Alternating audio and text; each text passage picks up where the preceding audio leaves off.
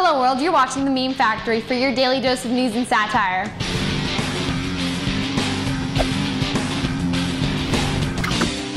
Breaking news! For the first time, I actually support laws being passed in the Deep South. Seriously, I was checking the weather to make sure hell didn't actually freeze over.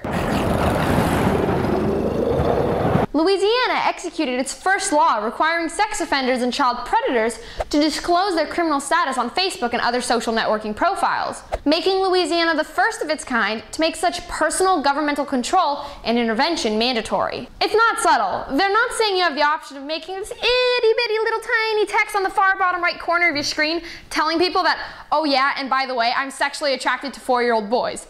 No.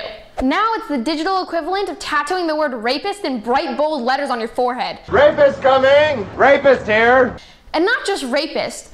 The law mandates that sex offenders must, quote unquote, include the crime for which they were convicted, what they did, the jurisdiction of their conviction, where exactly they did it, a description of the physical characteristics, what exactly they look like, and a residential address within their profile. The government is basically saying in its own politically correct way that you like intimate? We'll give you intimate. Watch this. And while Facebook already refuses to let registered sex offenders create profiles according to its statement of rights and responsibilities, you know, that annoying little contract you just click I agree to without reading a damn sentence when you sign up, I can't help but think that this new law seems like it's chasing its own tail a bit. So offenders can't get on Facebook in the first place.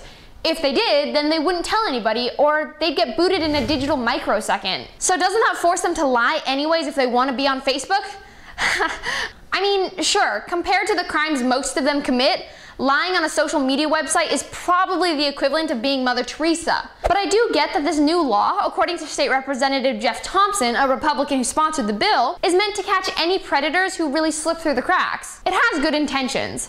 The path to hell does too, but I digress. Thompson also told CNN that, quote unquote, the law provides the same notice to persons in whose home you are injecting yourself via the internet. As Facebook now has its own seat at your dining room table, this law simply tries to apply the physical laws to the digital world. It's pretty much the virtual evolution of Megan's Law, which, thanks to Quagmire from Family Guy, I am even aware exists. Megan's Law, created in response to the rape and murder of 7-year-old Megan Conca, is a law requiring authorities to make any and all information available to the public regarding registered sex offenders. Anything from the offender's name, picture, address, incarceration date, crime, it's all publicly accessible and even mandatory to be told. Society has come to the conclusion that we actively want to banish these people, which I am really okay with. I thought I would have more of an issue with it, but nope. Laws like this one in Louisiana even relate to the creation of sex offender-free districts or viral apps like the famous sex offender tracker. Not only does it show you on a map where and who these people are, but you can zoom in and get a detailed Google Street View that will tell you exactly where and when a sexual assault happened, pictures of the offenders, and all the information even their mothers wouldn't even want to know. Here's how it works. You see those little red dots? Yeah, those are the registered sex offenders. Let's get out of here. Huh. I wonder how many are in my, if I check out this app.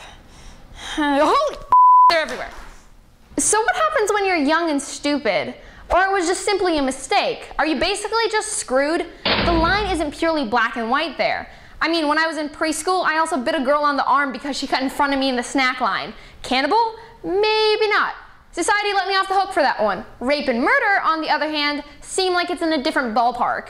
This new Louisiana law is now once again bringing up the issues of Romeo and Juliet laws, where the typical hyper-hormone-crazed teenage sex fanatics start getting jiggy with it a little too early, before someone can legally consent.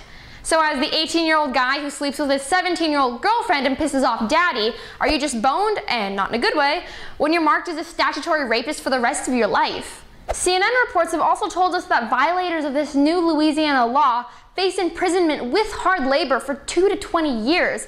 I didn't even know we still had that. Honestly, the first thing that came to mind was those cartoons with the little guys in the chain gangs breaking rocks with hammers.